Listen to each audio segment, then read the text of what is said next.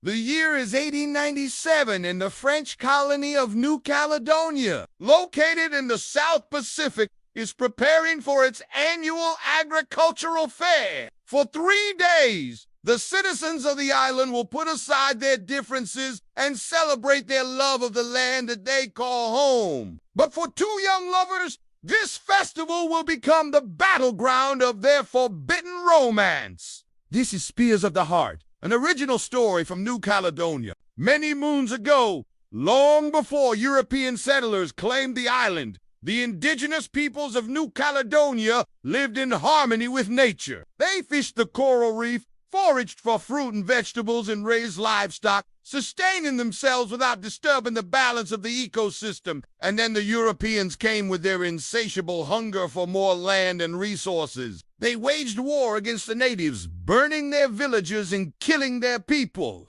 Those who survived fled into the mountains, becoming nothing more than a whisper of the past. Today, the descendants of the conquerors run the colony of New Caledonia. But some of them are starting to feel the guilt of their ancestors' actions. One of these individuals is Marianne Delacroix, a young woman living with her family on a large farm outside of town. Marianne feels a strong connection to the island, and she often spends time exploring the forest, looking for rare flowers to add to her collection. She has even befriended a local herbalist named Isaka, who lives deep in the jungle and makes medicine from plants and minerals. Isaka is part of the last generation that remembers the old ways of life before the Europeans came, and he's eager to share his knowledge of the land with Marianne. One day, while wandering through the forest, Marianne stumbles upon a small village inhabited by a group of villagers who live according to the customs of their ancestors. Though they are suspicious of her at first, Marianne eventually wins them over with her kindness and respect for their culture. She learns about their religion, which revolves around a supreme being known as the Spirit of the Mountain, and their sacred ceremonies, which are designed to keep the island in balance.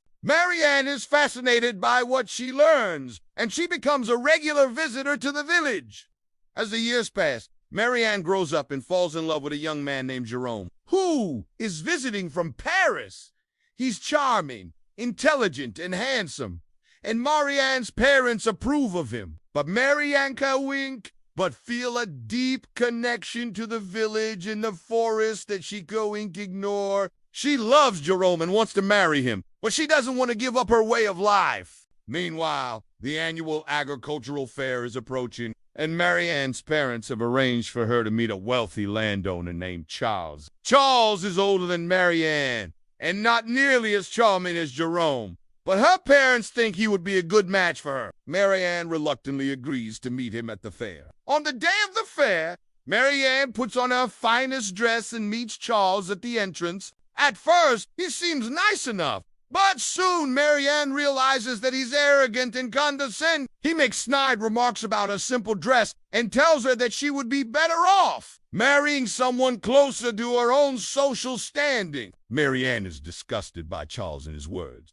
and she runs away from him and into the forest. As she runs, she bumps into Jerome, who's visiting the fair with his family. They embrace, and Jerome tells her how much he loves her. Marianne admits that she loves him too, but she can't help but feel torn between her love for Jerome and her connection to the island. Before she can make a decision, though, Jerome's family arrives and pulls him away from her. Marianne wanders through the forest, feeling lost and alone. Suddenly, she hears drums and chanting and follows the sound to a clearing. There she sees the villagers performing a sacred dance in honor of the Spirit of the Mountain. The dance is hypnotic and enthralling, and Marianne feels a sense of peace and belonging that she's never felt before. After the dance, Isaka approaches Marianne and asks her why she's in the forest. When she tells him about her troubles, he leads her to a secluded area of the forest and gives her a necklace made of flowers. He tells her that the necklace will help her remember her connection to the island and the villagers. Then he warns her that if she leaves the island, she may never find her way back. With the necklace around her neck, Marianne returns to the fair. She sees Jerome dancing with another woman and realizes that she can't bear to be apart from him any longer.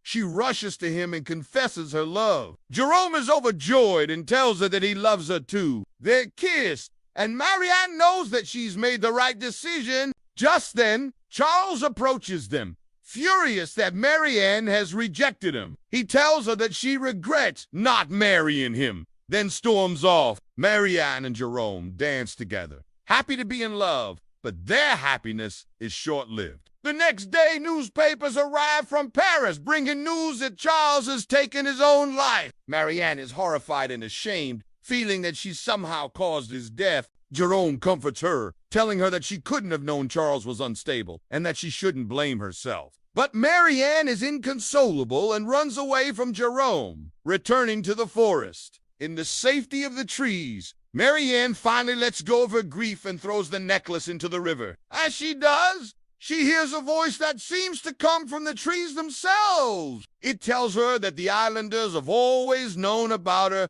and that they welcome her as one of their own. Marianne is overjoyed and embraces the forest, realizing that she truly belongs here. Years pass, and Marianne and Jerome grow old together. Their hair turns silver and their skin wrinkles, but their love for each other only grows stronger. One day, Marianne and Jerome decide it's time to settle down. They build a small house near Isaka's hut and live out their days in peace. One evening, while sitting on the porch of their house, Marianne and Jerome watch the sun set over the ocean. They know that they're nearing the end of their lives, but they're not afraid because they know they'll be together in the afterlife. Suddenly, they hear drums and chanting and turn to see the villagers performing the sacred dance again. This time, they invite Marianne and Jerome to join them. As the music swells, Marianne and Jerome rise from their seats and walk hand in hand toward the village. They may be leaving this world,